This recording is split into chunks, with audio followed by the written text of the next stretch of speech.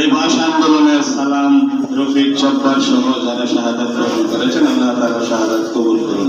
আমিন।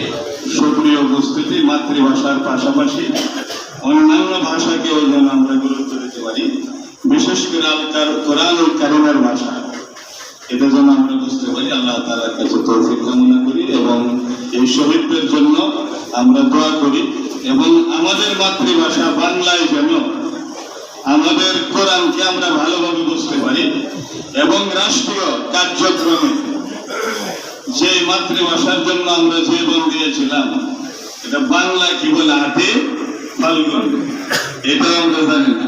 অতএব বাংলার চর্চা যেন আমরা আরো বৃদ্ধি করতে পারি। আল্লাহ তাআলার কাছে তৌফিক চাই। আল্লাহুম্মা আমিন। রব্বানা যালামনা আনফুসানা ওয়া ইন লাম তাগফির লানা ওয়া তারহামনা লানাকুনান্না মিনাল খাসিরিন। আনতা ওয়ালিয়্যি ফিদ দুনিয়া ওয়াল আখিরাহ তাওফানি মুসলিমান ওয়া আলহিকনি বিস সালিহিন। রব্বুল আলামিন, পবিত্র মাহে রমজানের দ্বিতীয় রোজা রেখে আল্লাহ তোমার শহীদ দরবারে আমরা হাত তুলেছি। বাবা, মেহেরবানি করে আমাদের অতীত জীবনের তামাম গুনাহগুলো তুমি মাফ করে দাও।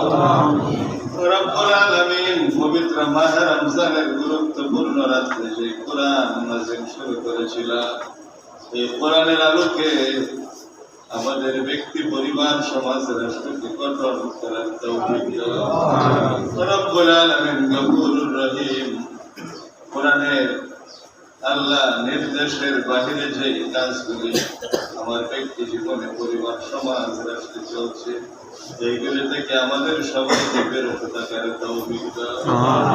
রব্বুল আলামিন, ফেসিবাদ মুক্ত হয়ে বাংলাদেশে যে নির্বাচন হয়েছে, আল্লাহ এই ফেসিবাদীরা বিভিন্ন ভাবে বাংলাদেশের আভ্যন্তরীণ রাজনীতিতে আল্লাহ প্রভাব ফেলে আমাদের রাষ্ট্রে আবার বিশৃঙ্খলা সৃষ্টি করার চেষ্টা করছে।